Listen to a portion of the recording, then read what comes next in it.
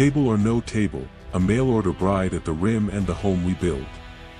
They say out on the frontier you either make air, make bread, or make excuses, and only one of those keeps people alive. Her name was Maris Wren, and she arrived at the Chey-Enn rim with a scuffed trunk, calloused hands tucked in good gloves, and a stack of letters from a widower who wrote like a man measuring lumber, square, steady, not much flourish. They judged her before the docking clamps cooled. Too slight for ranch bio. Too plain for politics. Too east for the west. If you've ever been told to shrink so you'll fit someone else's room, stay. Tonight we're stepping through an airlock into a homestead built on ice, iron, and expectations, where a mother rules a table like it's a war map, a storm of iron and stone is already on the horizon, and a woman nobody counted on answers the sharpest question in the room with a line that will salt this whole story. If that hits something real in you, settle in. This isn't a tale about looking pretty under a glass sky. It's about building a place that breathes, together. Chapter 1, Mail Order, in a Cold Sky. The shuttle from the Chey-Enn transfer will to YMAX rattled like a lunch pail. 12 passengers, 1 crate of pressure gaskets, and a conductor who cared mostly about his checklist. The women on board tugged shawls closer when Maris Wren climbed into the bench opposite, eyes flicking to her boots, the modest shape of her trunk, the way she sat, back straight, taking exactly the space she needed and no more. Mail order, somebody murmured with the taste of tin in it. Maris tucked her gloves into her belt and looked out the viewport. The little asteroid homestead swung like campfires across dark, hard points of human stubbornness strung on nothing. She could fix a torn sheet by feel and a failing seal by sound. She had nursed grandmother Elod through the long winter of dying back on Earth and learned the calm of doing what's needed when a room comes apart. Those skills weighed more than a dowry where she was headed. She hoped. In her trunk, wrapped in a soft shirt, were letters. The first had arrived months earlier, scanned from handwriting that leaned toward utility. Miss Wren, I am 38, a ranch bio operator on the Chey-Enn rim. Widowed. Looking for marriage and partnership. I am not a poet. I am steady. The letters had grown, weather notes, protein yields, a story about a calf born wrong and coaxed right, the way 2 sons make a man feel infinite and insignificant at once. She answered with recipes, old hymns she hummed while scrubbing floors, the way mountains looked in books by lamplight. Somewhere in the margins they stopped sounding like strangers. The shuttle bumped down into Briggs Homestead's hangar. A man in a cracked pressure hat, Cass, a hand, said her name once, like a password, and pointed her toward a welded door labeled Airlock B, in and out are decisions. The homestead's main corridor breathed dry and cold. Pipes ticked. Somewhere, a cow-equivalent lowed through a filter, the sound of life made manageable. At the first door, a woman met her with the kind of stillness that carries its own temperature. Vida Briggs wore her gray hair pulled tight and her house like a badge. You're early, she said, as if a schedule were a standard to be inspected against. Her eyes moved, dress hem, boots, knuckles. Appraisal complete, she stepped back exactly far enough for Maris to pass and no farther. Inside, Briggs felt smaller than its schematics, wide rooms, high ribs, heavy with rules. A grandfather chronometer ticked like a metronome for manners. On a sideboard gleamed the table, 12 chairs long, polished to the kind of shine that says things happen here and they better happen right. Holland Briggs was kind, and far away. He shook Maris's hand like a man holding a rope he wasn't sure he was allowed to pull. The lines he'd written were in him, the steadiness, the admission of not being a poet. What wasn't in the letters, gravity, hung between his mother and the room. Maris learned the homestead by doing, bio-range fermenters, protein printers, the oxygen scrub inventory. She set 2 alarms to a maintenance cycle the house had been ignoring and did not apologize when they chirped wrong. She rose before the sons, sketched a garden plan for a light well nobody used, stitched 3 shirts without comment, and did not shrink. Rowdy Briggs, the old man, was sunrise and weather and stories. Some days the fog took his name, on better mornings he called Maris, my girl, and asked her to hum the hymn about green pastures while she fastened buttons that had become calculus to his fingers. She did. She didn't correct him when he thought she was the first wife. She just cared. At night, alone in a small room that smelled like clean metal and furniture polish, Maris read his letters again and felt how a voice can be both near and untouchable when a house is crowded with someone else's certainty. Out past the ribs, a weather alert pulsed yellow, then settled. The rim had its season of storms. People survived with work, not wishes. Next week, Vida said at supper without looking at Maris, the ranchers' consortium will meet. We will host. The word we did not include Maris. Not yet. Maris wiped her hands on a towel and thought of tables, and who gets to sit where, and who gets counted when a room adds itself up. She slept with her boots by the bed. Chapter 2, The Keeper of Keys. Rules wore the house like a second skin. Eat quietly. Wear proper compression layers under dress. Ask no questions about family business. Log kitchen inputs like a quartermaster, because food is fuel and fuel is politics. Vida did not speak to Maris. She spoke around her. She will wear the blue with the high collar, to the air, when a seam needed leading. She will sit near the kitchen, to no one, when the seating chart for the consortium dinner appeared like a battle plan on a slate. Holland tried to be decent within the lines he'd grown up with. He carried heavy things without being asked. He said thank you. He read once at the big table from an old story about a woman who ground grain so fine the bread melted, and when Maris's hands paused at the sink he noticed and then looked away, as if noticing were a crime. Outside the ribs, work turned into respect quicker than manners. Maris found the ranch bio office a drift of receipts and guesses, and made it a ledger. She walked fence in a pressure jacket, learned the push-pull of skysteer in low pressure, closed a wound on a sick calf with a printer patch in quiet talk. Hands tipped their caps because she did the thing that needed doing and did not narrate virtue while she did it. In the late afternoons, when the two sons skated low, she sat at the big prep counter and kneaded dough with the rhythm you get from taking care, firm, patient, exact. Once, in the small pass-through to the hall, her flour-dusted wrist brushed Holland's forearm. He didn't move for a beat too long. The place between them warmed. The town women of Chey-Enn, the sewing circle, invited her to a stitch in the commons. It was politeness like scaffolding around low-grade curiosity. Maris went with her plainest dress and her best attention, laid down neat seam after neat seam, and said nearly nothing. When she stood to leave, someone said, surprised into honesty, independence doesn't always shout. The comment hung, a little embarrassed by itself. Back at the homestead, Vida adjusted the consortium's seating plan. Maris's name appeared at the very foot, near the kitchen door, where you can stand quickly to answer the bell and be forgotten just as quickly when speeches start. Rowdy had a good morning. He let Maris shave him and called her by the right name twice. There's a storm, he said to the wall.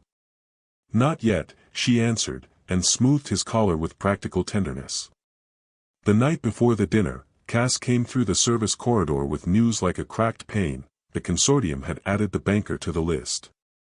Politics would be done with cutlery. Maris ironed the blue dress with the high collar and pinned her hair so tight it tugged. She knew where she would sit. She knew how it would feel. The feeling wasn't new. She set a loaf to proof anyway. Chapter 3, The Question and the Line That Salted the Room. The table glowed like someone had fed it stars. 12 places. Cut crystal. Flatware that assumed you'd been trained. The banker Henderson smiled like a man who likes his math to end with him ahead. The ranchers Hutchinson and Moreland had their public voices on. Vida presided the way a captain stands on a bridge. The storm is out there, the order is in here. Maris sat where she'd been placed, close to the kitchen swing door, where the heat knows your face and the conversation does not. She studied spoons and matched the room, quiet, competent. The talk-up table ran on tracks she understood but was not invited to ride, transport schedules, helium, 3 quotas, whether the new survey dome meant the consortium's leverage would hold. Across the length of polished wood, Holland watched without being obvious. Pride, honest and awkward, fought guilt in his mouth. He had asked a woman for partnership and then brought her to a table where she was not meant to be partner anything. They made it through meats and politics. Then dessert came in, glossed, pretty, sweet in the way things are when they are made for show and not for hunger, and Vida rose. The room courteously stilled. To successful partnerships, she said, lifting Crystal. The smile sat sweetly over knives. Her gaze fixed, pleasant, predatory, on Maris. My dear, she asked, voice carrying with the practice of someone used to shaping a room. What exactly do you bring to this table? Silence spilled like oil. A fan snapped shut. The banker's smile twitched. Somebody's spoon paused midair and had to commit to the bite or starve there. Maris did not look at Vida. She turned to Holland, met his eyes the way you meet a person you are asking to choose, and spoke in a voice that rinsed the room clean. I am the table, she said. Are you offering a seat worth taking? The air changed. It does that when a truth drops, pressure equalizes, or breaks. Henderson coughed into his napkin. One rancher's wife looked down quickly to hide a smile, another looked up like she'd found a window in a wall. Holland's mouth did something that wanted to be a laugh and a sob and, finally, a decision. Vida's knuckles went white around stemware and then color returned. She was practiced at recovery. The conversation resumed with the careful tone of people who have recognized a live wire and are pretending it is an interesting string. The meal ended on time, because rituals do. Guests made the polite noises that are partly real and partly armor and filtered out through airlocks into the corridors cold. Maris carried herself upstairs with the silence of a person who has put something heavy down and is waiting to see if her hands remember being empty. Holland slept in a chair on the front gallery under artificial stars, boots on, hat down, a penitent in a church he'd never been to. The house settled with the unkind comfort of habit. Power shifted in the dark. By morning, Maris had breakfast on as if nothing had broken, but a thing had. The warmth in her movements was gone, replaced by a precision that fulfilled a contract with no joy in it. She still sat with Rowdy, still read to him when the fog came, still hummed the hymn he liked. She did not linger. Vida poured coffee and whispered poison into the steam. Charm until challenged, she said to her son, meaning send her back east. The old man's chronometer ticked. A weather alert at the edge of the board pulsed from green to yellow for a moment and back. The rim storms have their own calendars. That night in the kitchen after chores, sleeves rolled, flour dusting her forearms like frost, Maris kneaded dough in the rhythm of necessary things. Holland stood in the doorway like a man who has learned a word and is practicing saying it. He took off his hat, found no nerve behind it, and finally let the sentence that had burned him loose. Table or no table, he said, voice raw, I'd settle for just a taste of your sweetness. Her hands stilled. She did not look up. The dough rose under her palms like a living thing that refuses to be rushed. He waited, then retreated, quiet, heavy, out into a corridor that smelled like metal and bread. When she went to bed, a loaf sat on the table. Still warm. Sliced. Arranged on Grandmother Elod's china she had unpacked from her trunk and washed by hand. No note.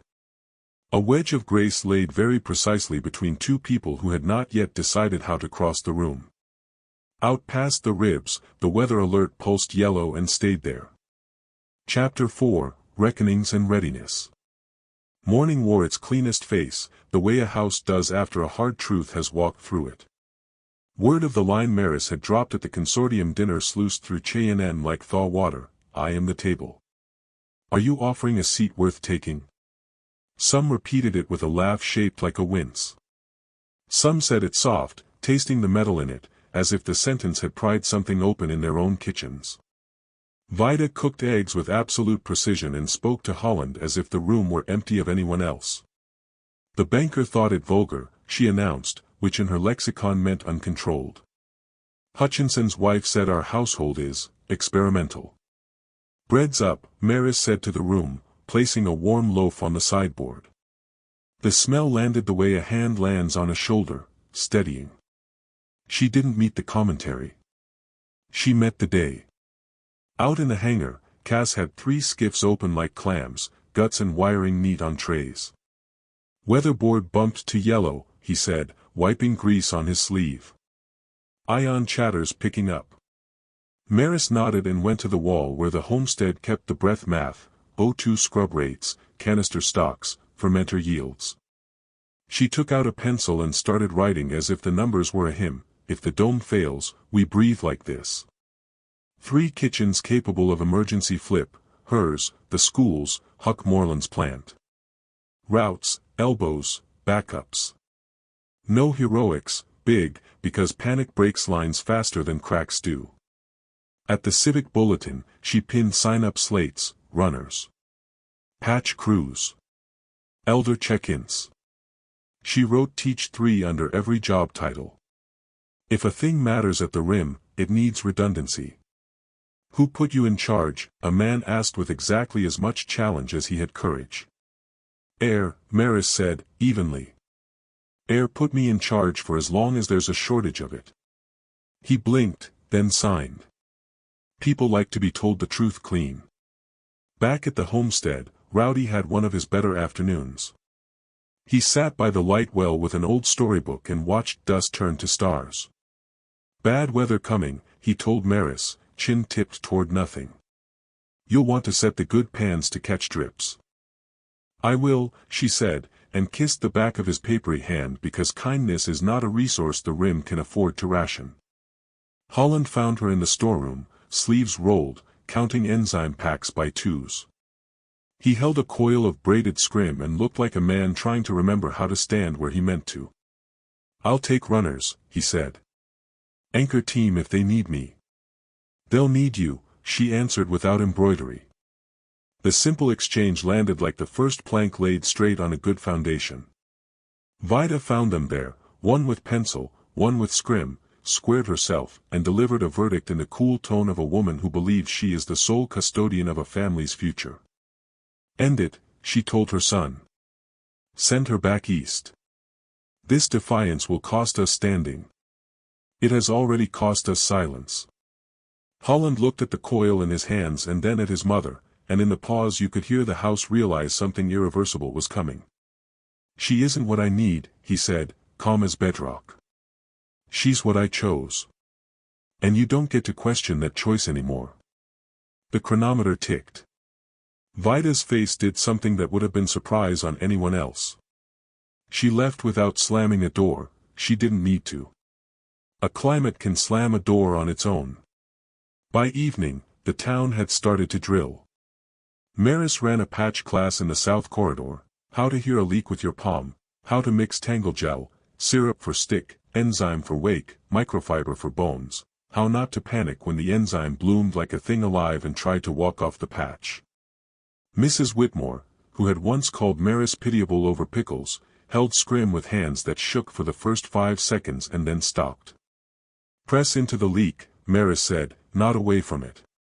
Make the wall swallow the solution like a spoonful you know is good for it. They practiced passing O2 canisters elbow to elbow in the school hall, because carrying air wrong is how you end up breathing apologies. Kids learned which end whistles and which end saves you. Someone started a chant on the 4th run, we can hold. It wasn't pretty. It didn't have to be. That night, under the ribs, the sky did its best to look ordinary. Maris set cups on the counter, labeled with names in tidy letters. If the lights flicker, she told Holland, you'll be at the anchor line. I'll run the board, then the kitchen. Cass can bridge between. I'll leave notes. You always do, he said, and the way he said it turned the sentence into respect. In the quiet before bed, the loaf on the sideboard had gone from warm to memory. Maris cut 2 slices, buttered them, and set one on the porch rail where Holland liked to sit when he couldn't stand the shape of his own thoughts. She ate hers standing at the sink, the way people do on long days. The taste wasn't sugar.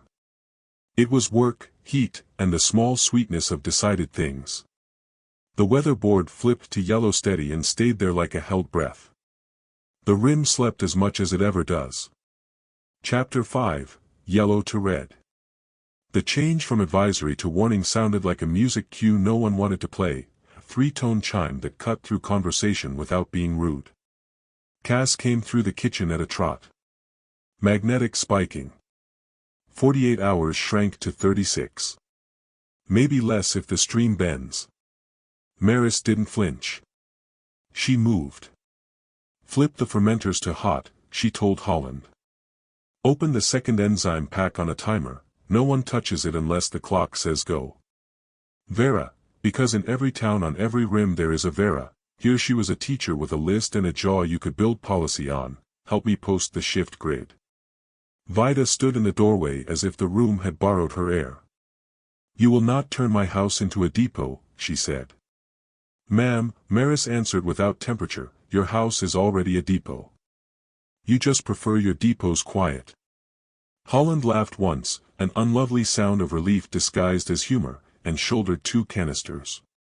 I'll run these to the North Stair and brief anchor on the new timing. Take Whitmore with you, Maris said. She holds a scrim like it's worth something now. They worked until time stopped being clock and became sequence. The common table, a name someone scrawled on the board and someone else underlined, took shape: runners, patchers, watchers, feeders.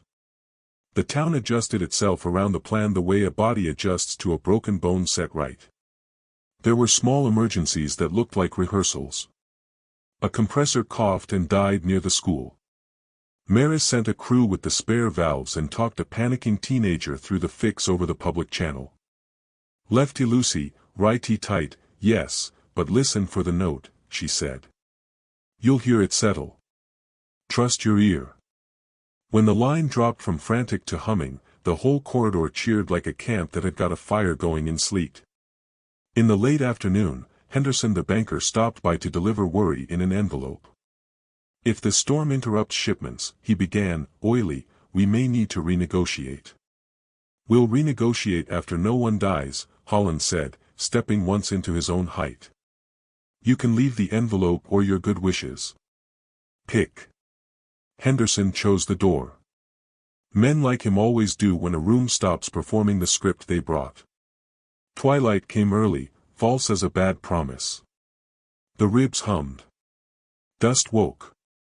The board blinked from yellow to orange, a color the rim reserves for now means now. People who had thought they'd be brave tomorrow put their names down today.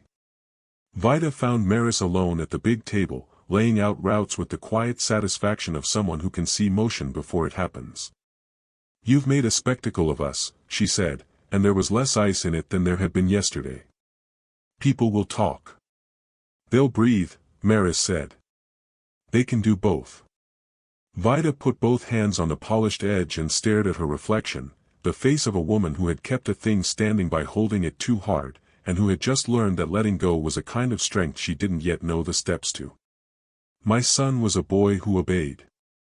He's a man who chooses, Maris said. It's more work. It holds better. For the first time since Maris had stepped through airlock B, Vida looked directly at her as if seeing a person and not a variable. The look wasn't fond. It was accurate. If we survive this, she said, we will speak about seats and tables again. If we survive this, Maris returned, you can have any chair you like. The chime hit orange fast. Outside, the light went flat, the prelude to a performance nobody clapped for. People moved to stations with the unfancy grace of competence. Anchor line ready, Holland reported over channel. Projectors green.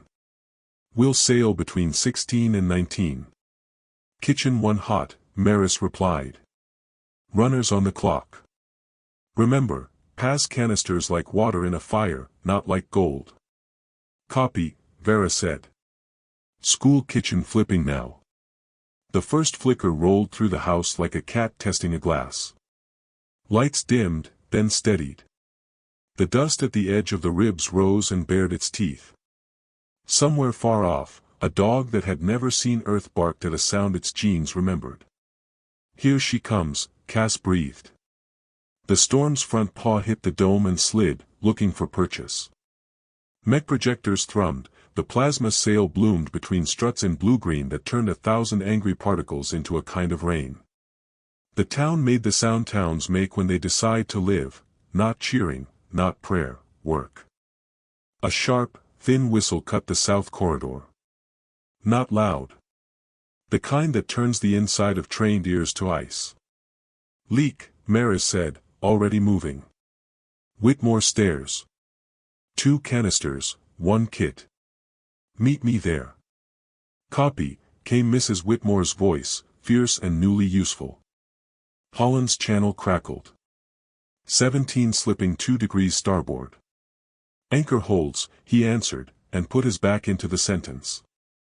Maris took the corner at a run, gel kit bumping her thigh, and thought, not for the first time that week, we are not pretty here. We are precise. The whistle sharpened. The corridor's breath thinned. She pressed her palm to the wall and felt the cold thread of outside trying to sew itself through. Found you, she said to the leak, and set to work. Chapter 6, The Ion Storm Trial. The whistle at the Whitmore stairs had the small, mean quality of a lie practiced into truth.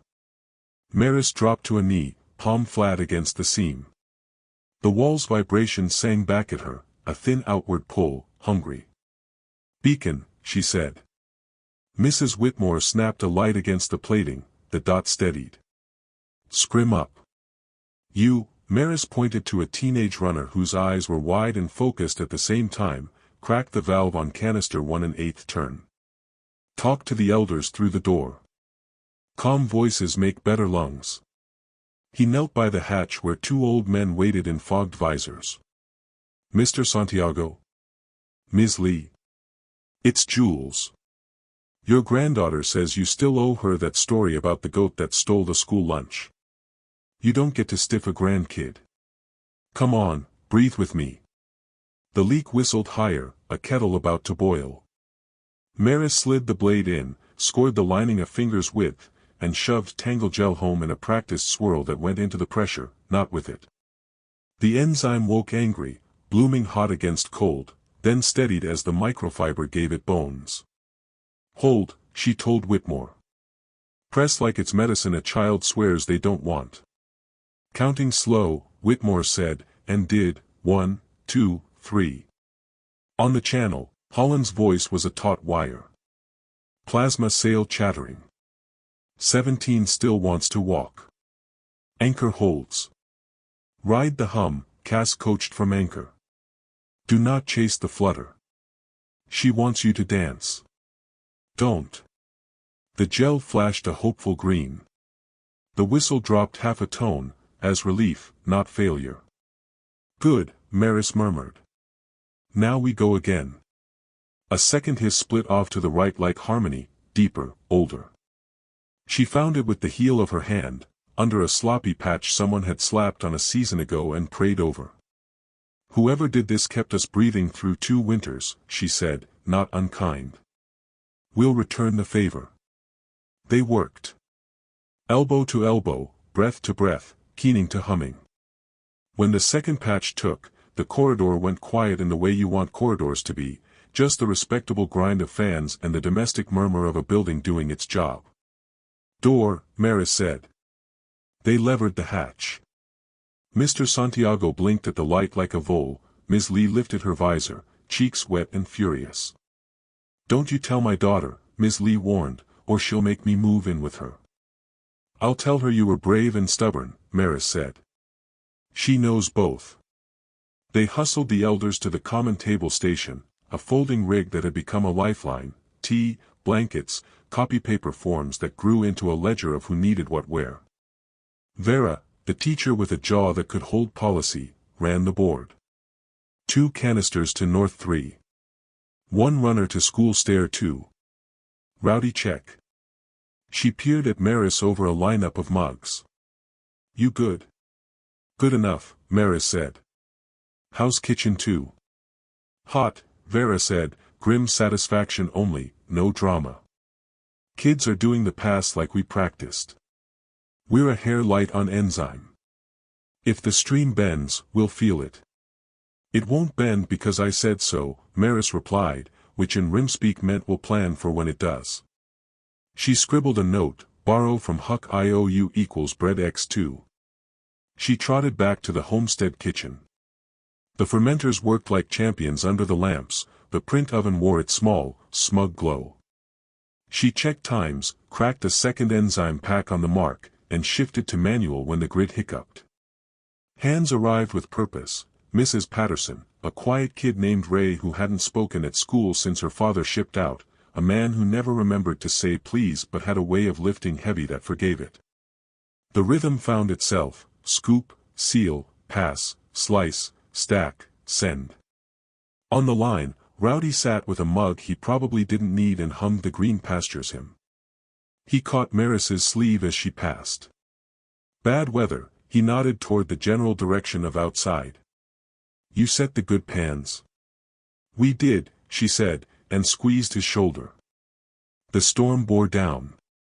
The plasma sail took a mean slap that rattled cutlery and houses, projectors screeched like old iron. She's bucking, a junior pilot yelped. Steady, Holland said, voice flat as bedrock. Ride the hum. He matched the flutter like a man calming a spooked horse, hands low, body quiet, and the screen smoothed, not to calm but to control. Anchor holds, Cass reported. 17's a sermon, but we're saying amen on time. Copy, Holland breathed. A fresh alarm scratched at the edge of hearing. Compressor dropped near the school. Maris patched Vera in and opened the channel to wide. Jules. You still on your feet?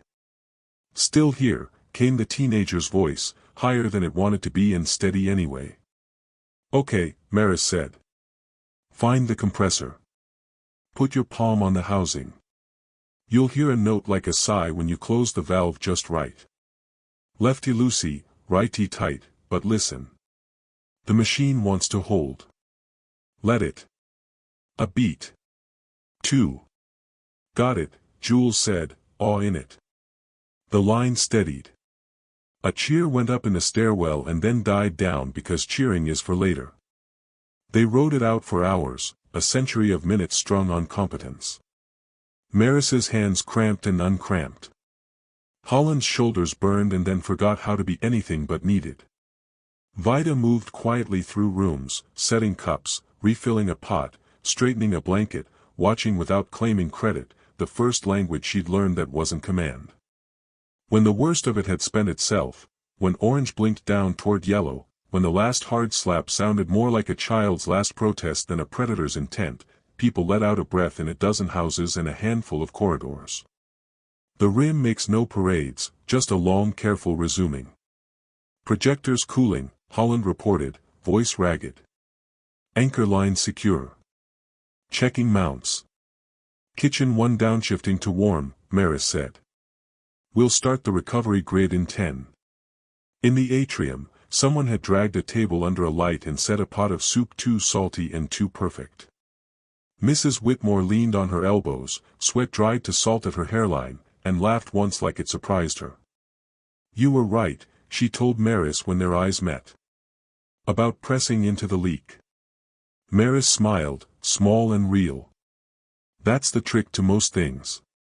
Rowdy snored upright, him petered out midline. Vera wrote a new heading on the board with a teacher's authority, recovery. Vida stopped at the threshold of the kitchen, fingers tracing the polish on the big table like a woman remembering a first language. You made a depot of my house, she said. There was no accusation left in it. Maris wiped her hands on a towel. No, ma'am. We made a town of it. Vida's mouth wanted to argue. It didn't. We'll speak after, she said, and that was a true sign in the only ink that matters, future tense. Outside, the sky dropped glitter, the fine metallic snow that falls when a storm chews itself thin. The town hummed tired and pleased. The common table ledger grew another page. When the hour turned and the first real quiet settled, Maris walked out to the hangar to check for drips. The roof leaked the way old loyalties do, slow, insistent. She stood under it, soaked lines darkening her sleeves, feeling something unknot. Holland found her there, boots whispering on the concrete. He didn't call her name across the space like a claim. He came to stand beside her and let the leak spot his hair. "You were right," he said finally, voice lower than the drip. "I wanted a wife to fill a space already carved, edges set by a household that remembered how to be safe by being small. You wanted a partner to build space with." He swallowed.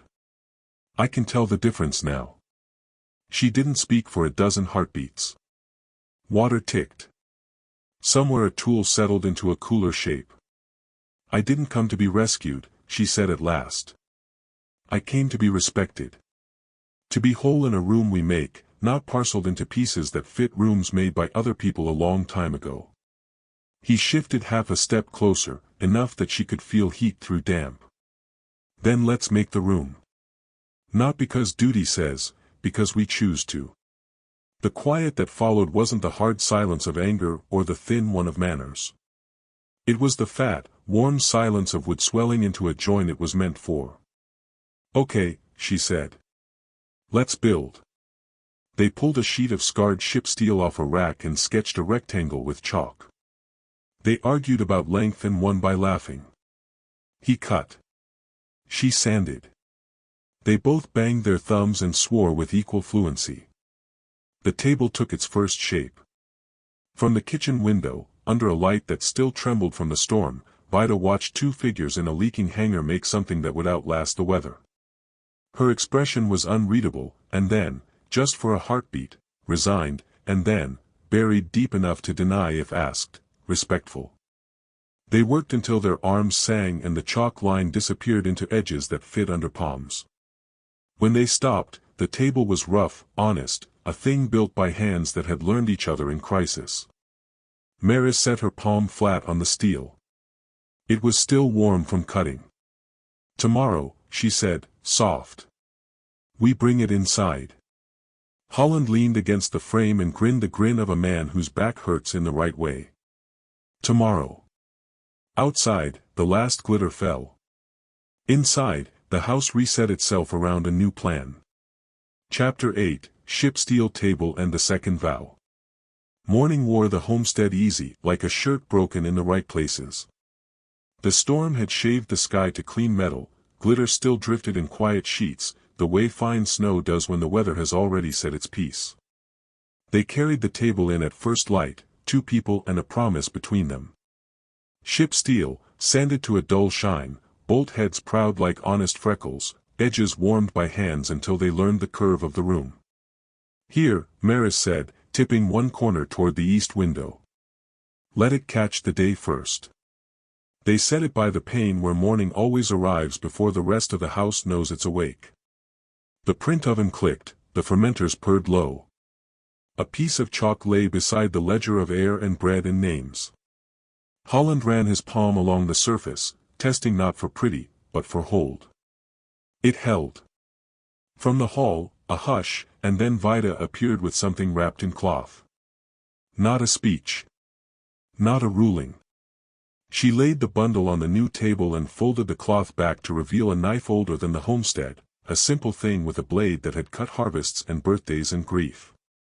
"Your grandmother's plate deserves better company than it had last week," she said, "and if you were new to her you might have missed the apology braided into it.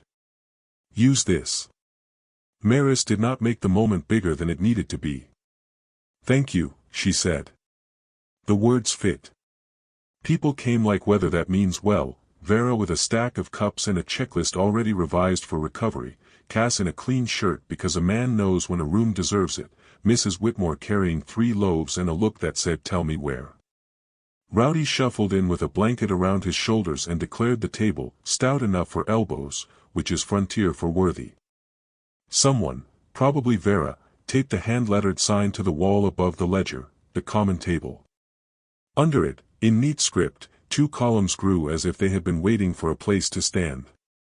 "If the dome fails, we breathe like this, routes, ratios, runners. If the day is ordinary, we share like this: bread days, elder checks, childcare swaps, repair hours. No ribbon cutting. Rim towns don't do that. They do vows, spoken low and meant. Holland touched the table with the hand that had learned to hold the line.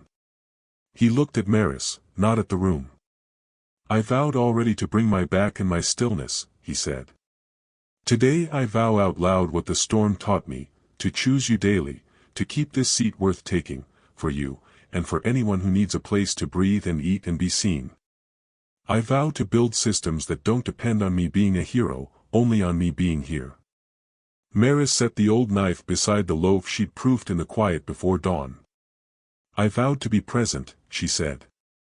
Today I add this, to design our days so other people can be present too.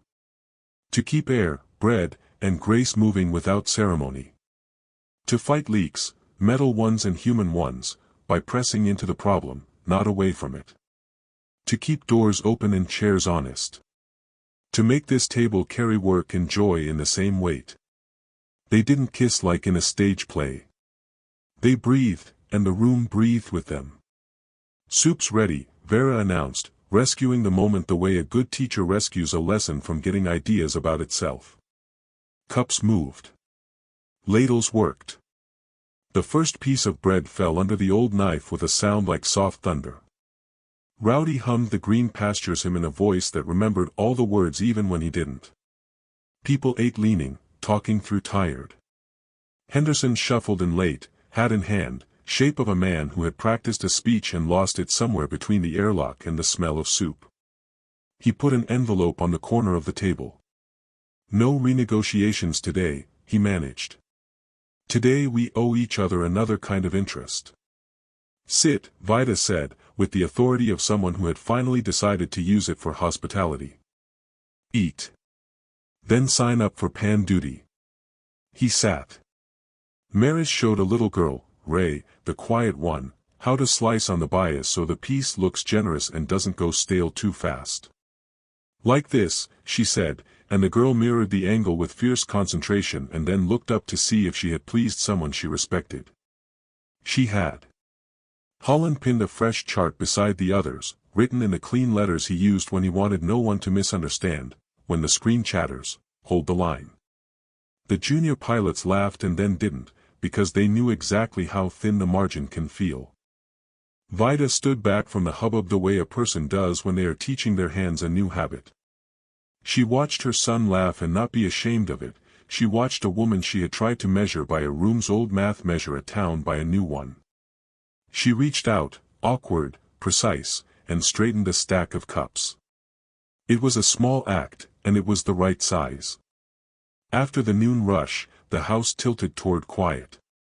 Cass dozed in a chair that wasn't meant for napping and made it work. Jules, no longer a boy who flinched from machines, took a turn reading to Rowdy and did the voices, badly and with enthusiasm. Vera rinsed bowls in an assembly that looked like choreography. Mrs. Whitmore wrote her name under Teach 3 because a promise, once kept, likes company. Maris and Holland stepped out onto the gallery. The glitter still fell, slower now, settling into seams, a sparkle that would sweep up into dustpans later. The table stood inside, visible through the window, catching a stripe of light. Holland watched it the way you watch a newborn sleep. Not much to look at, he said, with a tenderness that meant mine. Perfect.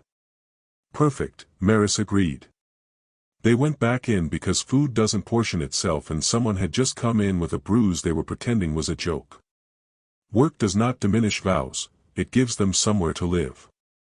Near dusk, when the lamps threw long rectangles and the day bent toward done, Vida cleared her throat. Old habit made everyone rehearse their best behavior. Seat assignments, she said, and half the room tensed.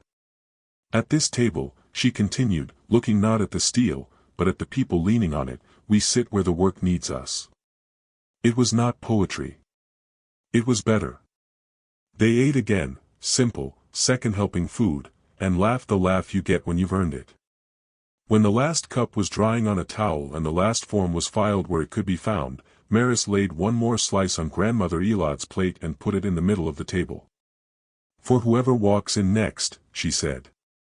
Holland took her hand, callus to callus. Outside, the rim pretended stars were close. Inside, they were close enough. If this fed you, even a little, leave us a small sign at the common table we keep here on the channel, tap like, hit subscribe, and drop a short comment about the kind of table you'd build, or the kind of beauty you think actually keeps people alive. We'll read them by the window while the next loaf rises.